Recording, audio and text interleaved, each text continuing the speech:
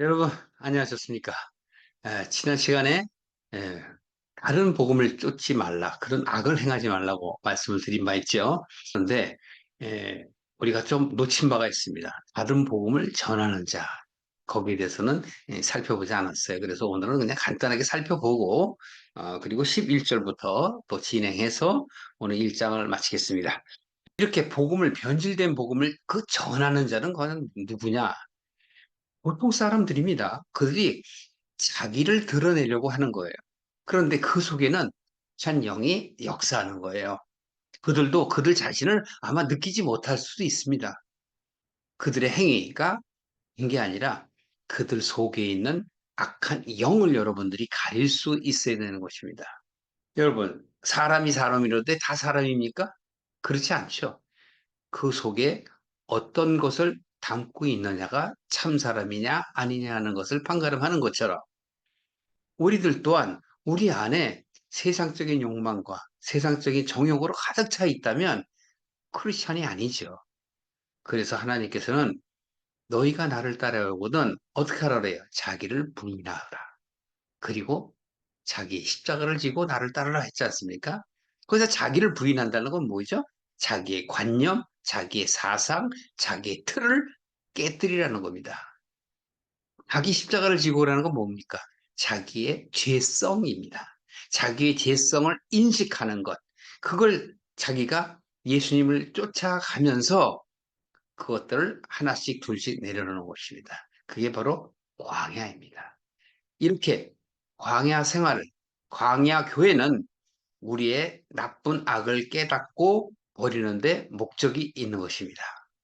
자, 그렇다면 오늘 바로 이렇게 다른 복음을 전하는 자, 이러한 자들은 어떤 사람인가 하는 말씀을 여러분들과 나눠보기로 합니다. 자, 요한복음 8장 44절 한번 보시겠습니다. 신약성경 160쪽 되겠는데요. 제가 읽어드리겠습니다. 너희는 너희 아비 마귀에서 났으니 너희 아비의 욕심을 너희도 행하고자 하느니라.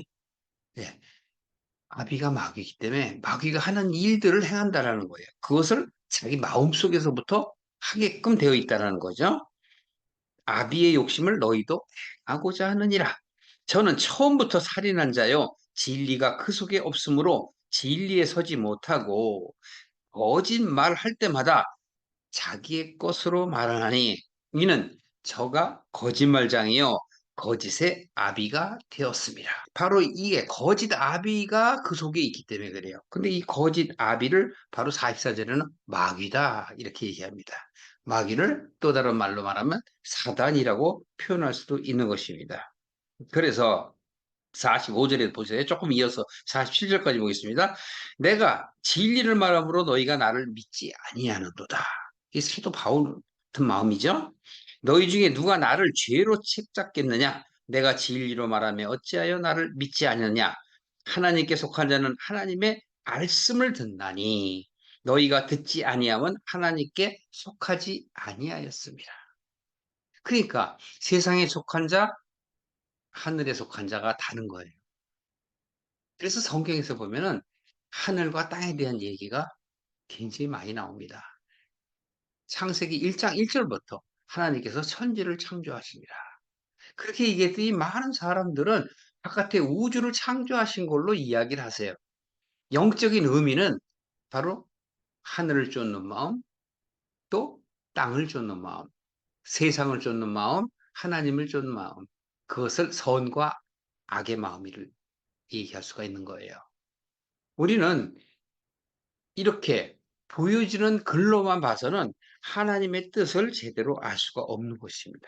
그것을 제대로 우리가 알려면 성경의 말씀을 전체적으로 잘 살펴보셔야 하고 그 말씀 가운데서도 여러분들이 그 뜻하는 바가 무엇인지를 알아야 합니다. 자, 한 절 더 볼까요? 마태복음 보시겠습니다. 마태복음 7장 보시겠어요? 마태복음 7장 15절에 보면 거짓 선지자들을 삼가라. 뭘 상가라고요? 누구를 상가라고요? 거짓 선지자. 그러니까 바로 성경 안에는 항상 두 가지가 있어요. 참이냐 거짓이냐, 악이냐 선이냐. 이렇게 둘로 나눠져 있습니다. 그래서 족보를 보더라도 동명이인이지. 같은 이름이라도 어떻습니까? 선이냐, 악이냐, 그 있습니다. 라멕 같은 경우도 마찬가지죠.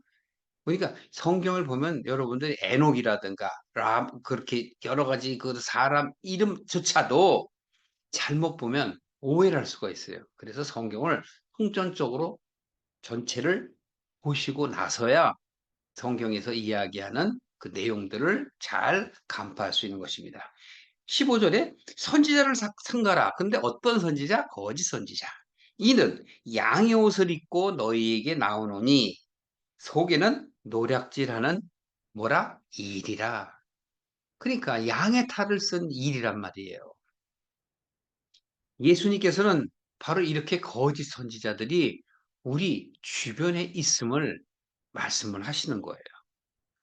그래서 16절에 보시면 그의 열매로 그들을 알지니 가시나무에서 포도를 또는 엉겅퀴에서 무화과를 따겠느냐. 여러분, 나쁜 나무는 나쁜 걸 맺고 좋은 나무는 좋은 걸 맺지 않습니까? 나쁜 나무가 어떻게 좋은 열매를 맺겠어요? 그럴 수는 없는 겁니다. 그래서 여기서도 지금 그 열매로 안다라고 얘기하는 겁니다. 그들은 열매는 감추고 겉에 것만 포장해서 아름답게 우리에게 다가오고 있습니다. 그런 걸 우리는 주의해야 되죠. 나머지는 여러분이 좀 더 살펴보시고 구약 성경의 이사야서를 한번 살펴보겠습니다. 이사야서 14장을 한번 살펴볼게요. 14장의 14절입니다. 14장 14절. 근데 12절부터 보실게요. 12절에 보시면 너의 아침의 아들 계명성이요. 이 내용도 잘 모르시는 분들 많죠. 아침의 계명성이라는 얘기는 과 같은 존재를 얘기하는 겁니다. 어찌 그리 하늘에서 떨어졌으며 별이 하늘에서 떨어지면 별이 아니죠. 겉으로 보기에는 빛인데 떨어져 버렸어요. 그러니까 빛의 역할을 못한다는 얘기죠. 너 열국을 엎은 자여. 열국을 엎었다 그래요. 열국. 그러니까 여러분 성경에서도 이 열국 하면은 바깥에 있는 어떤 여러 나라 그렇게 생각하실 수도 있겠습니다. 때로는 겉으로 볼 때는 그렇습니다. 예를 들어서 이스라엘을 침략하는 여러 나라.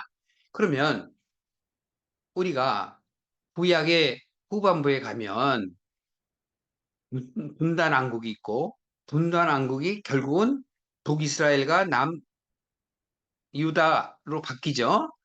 그 두 나라가 결국은 바로 주변의 강대한 나라로부터 침략을 받고 멸망을 하죠. 그런데 그들이 하나님께 외치지 않고 세상에 의존해서 다른 나라들과 동맹을 맺거나 대항을 하려고 한단 말이에요. 그래서 결국은 주변 국가들과의 그런 관계 속에서 오늘날 같으면 외교라고 합니다. 여러분, 우리도 마찬가지예요. 우리도 우방이다 또는 적이다 이렇게 규정 짓고 외교를 하지 않습니까? 그러나 해야 하는 것입니다. 세상살이는 우리가 믿지를 못해요. 우리는 오로지 하나님만 믿을 수 있는 것입니다. 그래서 우리는 일상생활 속에서도 우리의 인생 가운데서도 하나님을 의지해야 영이 나의 생각을 감찰해서 좋은 판단을 할 수 있게 하는 것입니다. 여하튼간에 여기서 보세요. 그 빛의 대명성에 떨어집니다. 그래서 열국을 엎은 자요. 그만큼 힘이 있었고 바로 빛으로 그 열국을 다스리던 네가 어떻게 했다? 땅에 박혔대요. 왜? 교만해서죠. 자기를 드러내려고. 음. 되게 사람들은 남들이 어떤 이야기를 하면 막 가로막고 막 자기를 나타내는 사람들 있죠. 그런 사람들에게 좀 주의해야 돼요. 혹시 여러분들이 그런 성향을 갖고 있다면 좀 절제를 하셔야 합니다. 이가 바로 물론 이렇게 사단에 비유할 수는 없지만 바로 이러한 계명성에 대해서 하나님께서는 구약의 선지자를 통해서 우리에게 말씀을 하세요. 13절 보십시오. 내가 내 마음이 이르기를 네 마음이 이른다는 건 뭐예요? 네 속에 이 얘기죠. 내가 하늘에 올라 하나님의 무별 위에 나의 보좌를 높이리라. 이거 됩니다. 이게 바로 바벨론 아닙니까? 창세기에 11장에 바벨탑을 무너뜨리죠. 그때 역시 뭐예요? 우리가 하나님의 성에 닿자. 우리가 한번 열심히 하늘에 닿을 수 있는 성을 짓자. 이렇게 하지 않습니까? 그게 결국 하나님께서 무너뜨리시잖아요. 하나님만 온전하게 바로 쓰겠다. 그런 얘기는 아니에요. 바로 우리가 스스로를 잘 알아야 돼요. 성경 전체는 하나님께 돌아와라는 것이 내용이지만 그 돌아올 것을 알려면 자기 자신을 알아야 돼요. 그래서 성경은 다른 면에서 말씀드리면 정체성 찾기다.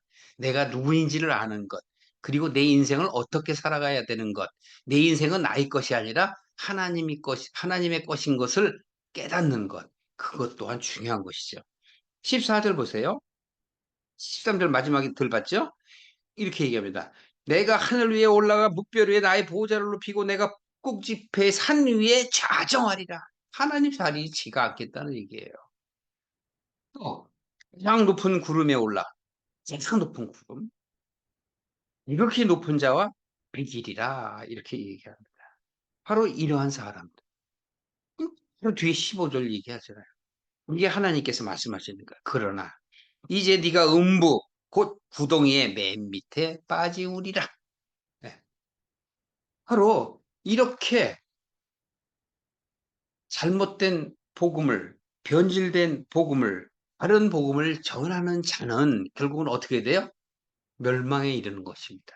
그래서 우리가 지난 시간에 살펴보지 못했기 때문에 오늘 잠깐 살펴봤어요. 자, 이어서 11절 보시겠습니다. 형제들아, 내가 너희에게 알게 하노니 내가 전한 복음이 사람의 뜻에 따라 된 것이 아니라. 우리 갈라디아서 1장 1절에도 얘기했죠. 내가 사람들에게서 난 것도 아니요 사람으로 말미암은 것도 아니요 오직 예수 그리스도와 죽은 자 가운데서 그리스도를 살리신 하나님 아버지로 말미암아 내가 사도 되었다 그랬잖아요. 그러니까 여러분 우리 인간 사회에는 어떤 사람이 나를 시켜서 내가 성공을 했다든지 아니면 잘못되었다든지 이렇게 해서 자꾸 남에게 전가하는 그런 습성이 있는데 지금 이 바울은 지금 뭐라고 얘기해요? 여러분들이 하는 것이 아니다. 바로 나는 이게 보세요. 내가 너에게 알게 하노니 내가 전한 복음은 이 전한 복음이 뭐예요? 자기가 깨달은 복음이에요. 이전에는 토라 율법 중심주의자였던 즉 바리새파 중에 바리새인이었던 바울이 예수님을 만나기 전에는 크리스찬들을 기독교인들을 핍박을 했잖아요. 왜? 자기 생각과 상반되기 때문에 배치되기 때문에 자기 생각에는 틀렸다고 생각하기 때문에 그렇게 핍박을 했던 거예요. 뒤에 나옵니다. 요 내용들은 여러분들 오늘 저와 같이 은혜를 나눈 것은 여러분들 시간이 오늘 없으면 자세히 보지 못하는데 사도행전 9장에 있습니다. 사도행전 9장 1절부터 31절까지인가요? 거기에 자세하게 사도 바울에 대한 그 사도됨, 사도가 어떻게 되었는가에 대해서 그 배경을 기록해 놨으니까 잘 살펴보시고요. 자, 오늘 어쨌든 갈라디아에서 내용을 보시겠습니다. 13절에 보면 여기서 바울이 자기 자신을 얘기해요. 내가 이전에 유대교에 있을 때 지금은 어디에 있어요? 기독교에 있죠. 예. 이 기독교는 예수교라고 여러분 당신은 예수교입니다. 바로 예수교에 있을 때 행한 일을 너희가 들었거니와 뭘 들었죠? 바로 예수교를 핍박했잖아요. 그 교인들을 핍박했죠. 하나님의 교회를 여기서 하나님의 교회라고 그러잖아요. 옛날 같으면 안 그랬어요. 그런데 지금은 사도 바울이 변했기 때문에 이제는 그의 사고가 옛사람에서 새사람으로 된 거예요. 그리고 옛 언약인 율법주의자가 이제는 새 언약인 그리스도의 말씀, 예수님의 그 말씀만을 바로 진리라고 생각을 하고 전하기 때문에 이렇게 기록도 이런 식으로 드러나게 돼 있는 것입니다. 내가 하나님의 교회를 심히 핍박하여 잔해하고, 예, 자기가 그랬다는 거예요. 이렇게 자기의 잘못을 고백하는 거 쉽지 않죠? 내가 내 동족 중에, 내 동족이라면 유대인들을 얘기하는 것이죠. 이스라엘 사람들을 얘기하는 거예요. 여러 영갑자보다, 즉 나이가 많은 사람보다 유대교를 지나치게 믿어. 이 얘기는 어떤 신앙의 연륜이 있어서 또 나이가 있어서 더 믿음이 있는 게 아니라 자기가 그런 사람들보다도 어떻다고요? 지나칠 정도로 열심히 믿었다는 거예요. 그래서 내 조상의 유전에 대하여 더욱 열심이었으나, 그러나 내 어머니의 태로부터 나를 특정하시고 은혜로 나를 부르신 이가 그 아들을 이방에 전하기 위하여 그는 내 속에 나타나시기를 기뻐하실 때에, 이거 조금 살펴보셔야 되겠죠? 자, 사도 바울은 바로 내가 이렇게 사도가 된 것은 하나님으로 말미암아, 예수님으로 말미암아 된 것이지 자기 스스로가 된 것이 아니며, 여러분들이 나로 하여금 내가 유대교에 대해서, 성경에 대해서, 당신은 토라죠. 토라에서 학식이, 지식이 박식하다고 나를 그 어떤 위치에 세운 게 아니다. 그 말을 하는 거예요. 그런데 내가 그때는 유대교에 있을 때는 내가 다른 사람보다 열심히 특심이었다. 유대교를 믿는 그 열심이 특심이었고 나는 그렇게 하는 것이 하나님의 뜻에 부합하는 줄 알았다. 그래서 나는 열심히 예수교를 믿는 사람들을 핍박하고 아내 없이 누리려고 했다. 이렇게 얘기하는 거예요. 그 얘기를 계속 하는 겁니다. 그런데 나는 원래 하는 것이 16장이에요. 내 어머니의 태로부터. 어머니의 태로부터 나는 하나님의 은혜를 받게 되어 있었다. 그렇게 얘기하는 거죠. 그 아들을 어떻게? 은혜를 받아서 아들을 이방에 나타내기 위하여, 아들을 이방에 전하기 위하여. 이방은 외부, 유대인이 아닌 이방인들을 얘기하는 겁니다. 오늘날이 바로 이스라엘 사람들이 아닌 다른 나라 사람들을 그 당시엔 얘기하죠. 왜? 그들은 선민 사상이 있어요. 그리고 그들은 하나님께서만이 자기들을 구원한다고 생각하는 착각의 오류에 들어있기 때문에 그렇습니다. 그래서 바로 바울을 예수님께서는 이방에 대한 전도자로 세운 거예요. 사도로 세웠단 말이죠. 그래서 이렇게 얘기하죠. 그를 내 속에 나타내시기를. 사도 바울이 벌써 이 표현하는 방식이 다르잖아요. 그를 내 속에. 그가 누구예요? 예수 그리스도. 그리스도를 내 속에 나타내는 게 뭐예요? 진리를 깨달았다는 얘기잖아요. 예전에는 토라를 보고 하나님만 경외했는데 바로 그리스도가 하나님이고 바로 내게 전하는 복음의 실제 주인공인 것을 깨달은 거죠. 그래서 내 속에 나타나는 걸 기뻐하셨다. 기뻐할 때 내가 곧 혈육과 의논하지 않고, 이 혈육이라는 건 뭐예요? 주위 사람들을 얘기하는 거죠. 또 다르게는 어떤 걸 얘기하죠? 예수님의 12제자들을 얘기하기도 해요. 가까운 사람들. 그러니까 이 얘기는 혈육에 내가 의논하지 않고라는 얘기는 뭐예요? 성령에 의지한다는 거죠. 바로 사도 바울이 다메섹 도상에서 성령님을 만났잖아요. 그래서 여러분들이 좀 더 사도행전 9장을 보시면 거기 자세하게 나왔으니까 좀 찾아보시기 바라요. 17절에 나보다 먼저 사도된 자들을 만나려고 예루살렘으로 가지 않고, 왜? 성령의 이끄심에 따라가는 거지.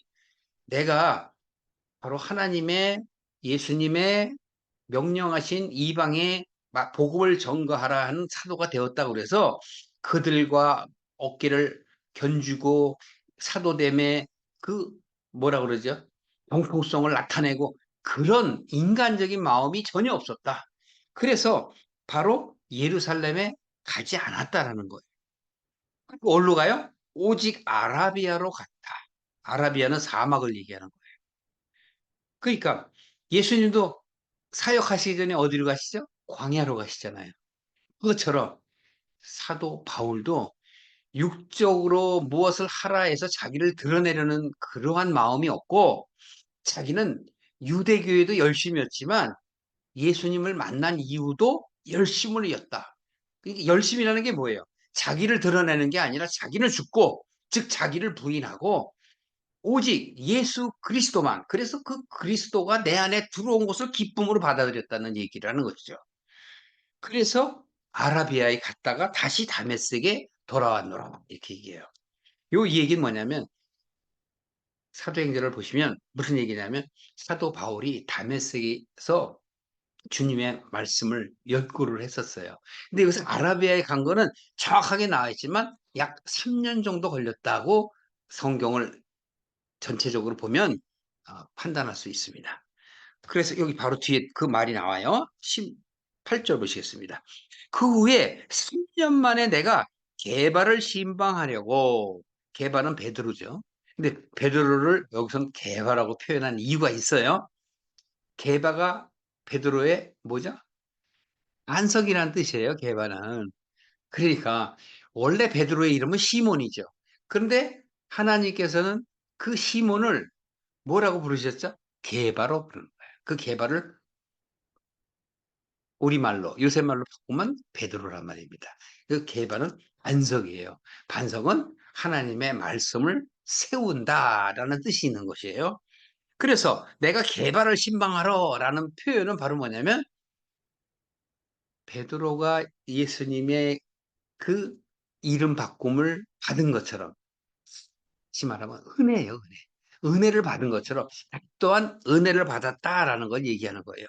그래서 내가 3년 만에 게바를 신방하려고 3년 동안의 훈련이 있었죠. 예루살렘에 올라가서 저와 함께 15일을 유할세에 15일을 있었어요.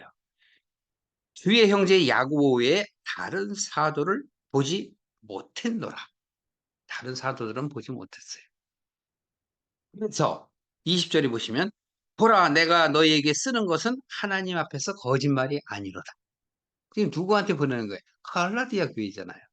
갈라디아 지방에 있는 안디옥 지방에 있는 그 교회들에게 보낸 거라, 내가 지금 이렇게 얘기하는 것은 여러분들이 다른 복음을 쫓고 잘못된 길로 향하여 나가는 것을 내가 안 된다고 얘기하는 거다.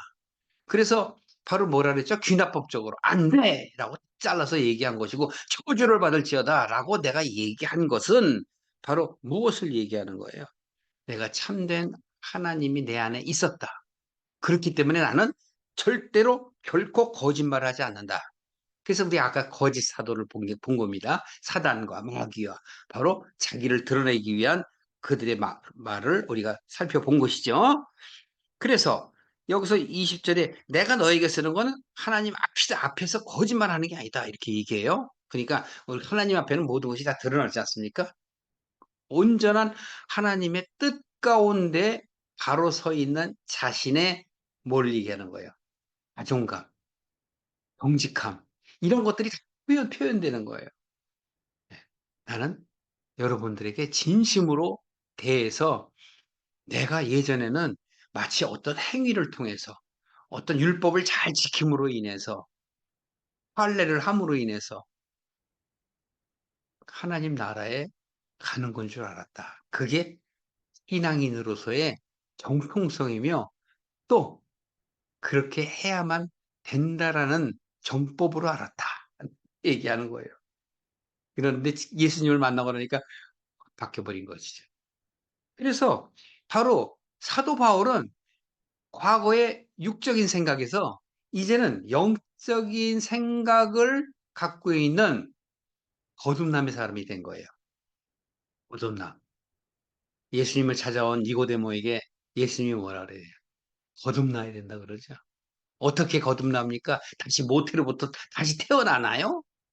그러니까 예수님이 껄껄껄 웃으시면서 말씀하셨겠죠.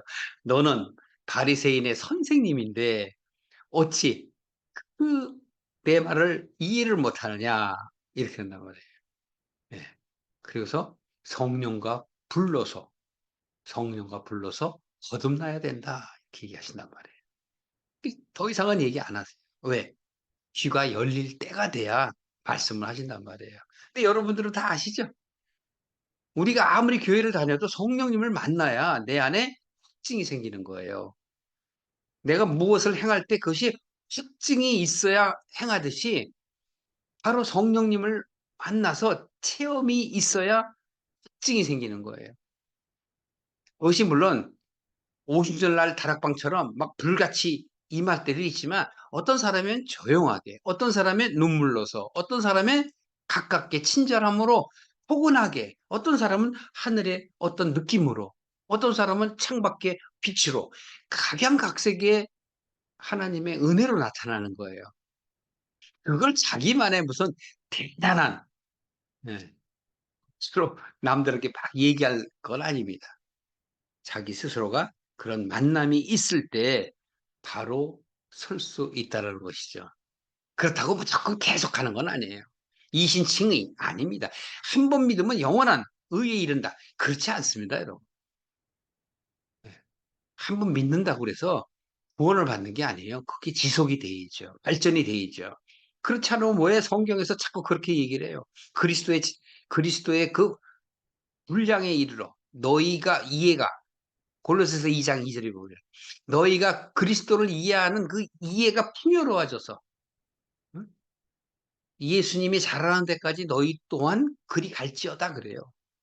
그러니까 믿음이 발전돼요. 여러분 교회 가서 기도하고 하나님 말씀 듣는 게 뭐예요? 하나님의 뜻을 보다 더 깨닫기 위해서잖아요. 그래야 내 믿음이 성장하니까 교회 가는 거 아니겠습니까? 그러니까 마찬가지예요. 여기서 바로 22절 보세요. 유대의 그리스도 안에 있는 교회들이 나를 얼굴로 알지 못하고 오늘 바로 21절에 여러 지방의 사람들이 내가 말을 전했고 다른 사람들이 그 내가 얘기한 그 복음을 예수 그리스도의 그 복음을 증거했어. 그런데 그들이 나를 몰라. 내 얼굴. 나 직접 만난 게 아니라. 그래서 23절에 다만 우리를 핍박하던 자가 전에 잔해하던 지금 잔해하는 게 뭐예요? 유대교에 자기는 유대교 사람이잖아요. 그 당시에. 그래서 잔해했잖아. 핍박했잖아. 누구를? 예수교 믿는 사람들을. 예수교인들을. 그래서 바로 전에 잔해하던 자가 이제는 도리어 그 믿음을 전한다 하더라. 그러니까 의심을 하게 되는 거죠. 당연히 저 사람이 옛날에 그렇지 않은 사람인데 어떻게 저렇게 어, 하나님 말씀을 증거하지? 예수를 믿으라고 하지? 아니요, 저 사람은 예수를 믿지 못할 사람인데. 저도 그런 경험이 있습니다. 야, 저 사람은 대단한 사람인데, 그게 세상적으로 원만하지 않았을 수도 있어요. 그 사람 보기에. 그런데 제가 변했다는 거죠. 말투도 변하고, 열심히 살아가는 그 모습을 볼 때, 사람이 유해졌다는 얘기예요. 그렇습니다. 그것은 성령님께서 하는 거지, 제가 하는 게 아니죠. 그래서 24절 때 나로 말미암아 영광을 하나님께 돌리니라. 자기를 모르는 사람도 자기가 그 전한 복음을 듣고 하나님께 영광을 돌리는 거예요. 누구나 하나님을 압니다. 그러나 참된 하나님을 알아야 돼요. 참된 하나님을 어떻게 아냐고요? 성경에 기록된 말씀을 통해서 아는 것이죠. 말씀을 많이 통독한다고. 어? 하루에 한 번씩은 물론 성경 66권을 다 볼 수 없지만 성경 전체를 갖다가 여러 번 본다고 깨닫는 게 아니에요. 필사한다고 깨닫는 게 아닙니다. 성경을 보려는 그 마음과 필사하려는 그 마음이 어디에 있는가? 자기를 나타내려는가? 아니면 자기가 하나님을 좀 더 알고자 하는가? 하나님을 안다는 게 뭐예요? 하나님의 뜻이죠. 하나님의 나라죠. 예수님의 말씀. 그러니까 우리들이 조상으로부터, 조상의 유전으로부터 장로의 유전도 같은 말이지만 그렇게 전해 내려오던 그 말씀이 아닌 바로 어떤 말씀이에요? 내가 깨닫는 말씀이란 말이에요. 아무리 교회를 가도 아무리 여러분들이 성경의 말씀을 본다 할지라도 깨닫지 못하면 그냥 시간만 가는 거예요. 무슨 말씀인지 이해하십니까? 그래서 여러분들은 노력을 하셔야 할 게 있어요. 성경을 보실 때 항상 먼저 기도를 하셔야 돼요. 성령님 말씀을 깨닫게 해주세요. 성경이 나와 있는 말이잖아요. 예수님께서 보혜사 성령을 너희에게 보내면 그 성령께서 나를 증거하고 너희가 성경을 볼 때 내가 한 말을 생각나게 하시리라 그랬지 않습니까? 그러니까 우리가 기도할 때 성령님을 의지하는 거예요.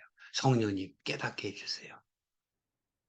저는 눈이 약하여 읽어도 깨닫지 못합니다. 성령께서 저로 하여금 깨닫게 해 주시길 바랍니다. 라는 기도를 하고 또 말씀을 보면서 자꾸 집중해서 보셔야 돼요. 하나님이 왜 이런 말을 하셨을까? 제가 아는 방법 중에 하나는 뭐냐면 물음표를 많이 적습니다. 왜 이런 말을 하셨을까? 이건 왜 이렇지? 계속 물음표 던지다 보면 성령께서 깨닫게 하세요.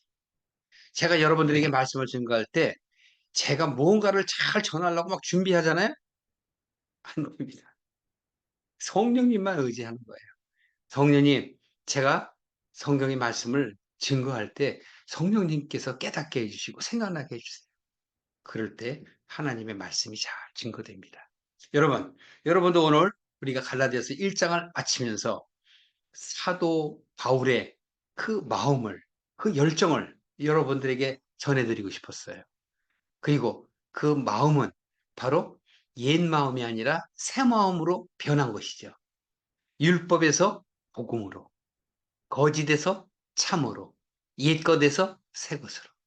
저와 여러분은 이제 새 사람으로서 거듭나는 그런 복음의 사람들이 되기를 주님의 이름으로 축원합니다.